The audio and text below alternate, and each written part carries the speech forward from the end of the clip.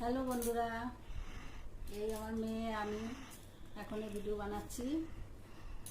একটা দিদিভাই শুনেছে, অঙ্কিতা দিদিভাই বা বোন যেই হোক, শুনেছে যে আমার মেয়ের কি হয়েছে।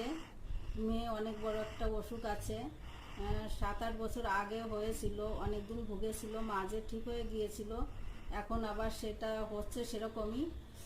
তাই এর হয়েছে ব্রেনে কপার জমে গিয়েছিল, কপারটা জমে যাওয়ার জন্য এর হাত পা এরকম হয়ে গিয়েছে, মাঝে নর্মাল হয়ে গিয়েছিল।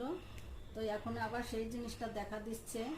আর কপার মানে হচ্ছে তামা, বাংলাতে বলছি, তামা জমে গিয়েছিল ওর ব্রেনের মধ্যে, ওর থেকে এর এই অসুবিধাটা হয়, এখন আবার বেশি হচ্ছে।